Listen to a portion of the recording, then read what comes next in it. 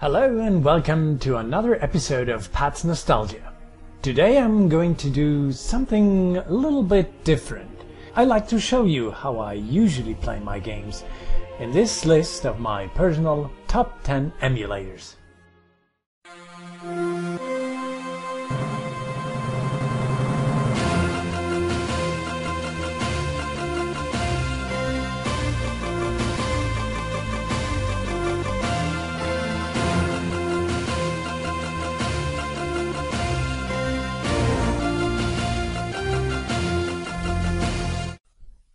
Before I begin, there are two things I need to clarify. First, there is no ranking within this list. That's why I'm counting up, not down. Instead, the list is sorted alphabetically. And second, times change and sometimes what was once a great emulator becomes obsolete. If you're watching this video, keep in mind that this list is from January 2012. Emulators are one of the greatest inventions of our time. Not only do they allow to play our old games relatively hassle-free, they are a great way to preserve games. I said in my channel description that I prefer to play on emulators nowadays, for several reasons. So let me quickly explain why this is and what I'm looking for in an emulator besides speed and accuracy. Save states. A lot of old games don't allow you to save, or have some annoying password systems. I don't like that. Besides, I often have to stop playing games rather suddenly, so I prefer when I don't need to find a save point first, or lose the progress I made in the last few minutes. Cheats. Yes, I usually cheat. I don't like to, waste a lot of time level grinding or having to start a level all over and over again. But talking about cheating is a bit like talking about religion. There are a lot of people that almost condemn me because I use cheats, because they believe that you should play a game without. I understand that, but I find that cheating actually makes a game more fun. That's a personal choice, so please don't start a flame war. Besides, cheating in multiplayer is an absolute no-go. 2x SAI, or however it's pronounced, I usually call it double say or something like that.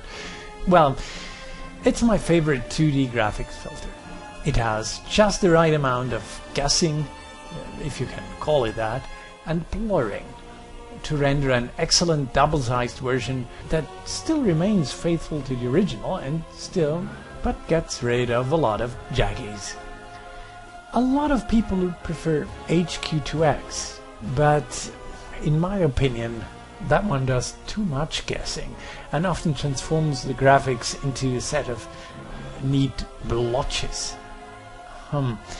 It's very hard to explain what I mean. I think 2XA just feels a lot smoother. I love it. But enough of that. Let's get started. Number 1. Commodore Amiga. To quote a poster in Monkey Island, when there's only one candidate, there's only one choice. And that choice is WinUAE. Well, technically there's also WinFellow, but as far as I remember right now, there hasn't been any progress for that about 5 years or so. So WinUAE is my obvious choice. Number 2. DOS. I grew up with DOS and I simply love the games that were released for the DOS systems, and to this day it's still probably my favorite system. It is, of course, emulated by using the awesome DOSBox. It works very, very well, and yes, it doesn't have save states or built-in cheat support and not even a graphical interface, but some of these shortcomings can be corrected. To cheat, I use DOSShark, which can be found in the Vogons forums. It's easier than using Cheat Engine or other Windows cheaters. And for my graphical interface, I use the Java-based front-end DBGL, the DOSBox game launcher. Number 3. Nintendo NES. The Nintendo Entertainment System is the favorite console of a lot of people, and so it's no wonder that there are quite a couple of emulators to choose from. Previously, I always used JNES, a Java-based emulator that I liked quite a lot. It had some problems with later versions, and so I switched over to Nestopia, and that is now my choice. The cheating interface is not as comfortable as the one on JNES, but it works, and Nestopia is better in any other way. Number 4. Nintendo Game Boy. This actually includes all Game Boy models except the DS and 3DS, obviously. The Game Boy Advance had a lot of games that were ported from the Super Nintendo, and usually some annoying sound effects were added. In these cases, I usually enjoy the SNES version more and play that one. Anyway, the emulator I use for Game Boy games is VisualGameboy Advance M. It works very well, even though I had some problems at the beginning. Number 5. Nintendo N64.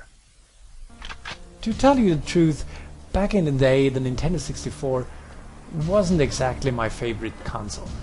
I just wasn't very impressed with it, and for years the only game I have played was Ocarina of Time. I only started buying games relatively late in the console's life cycle, and while I still think it wasn't the best console Nintendo ever made, I found a couple of games I thoroughly enjoyed. N64 emulation began with the very impressive Ultra HLE in 1999, while the console was still sold. But emulation hasn't improved a lot since then.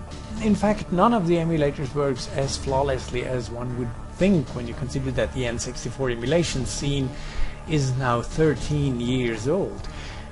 But right now I prefer Project64, even though I'm not completely happy with it. Number 6. Nintendo SNES. The Super Nintendo is often considered one of the best gaming systems of all time, and development of emulators started very early.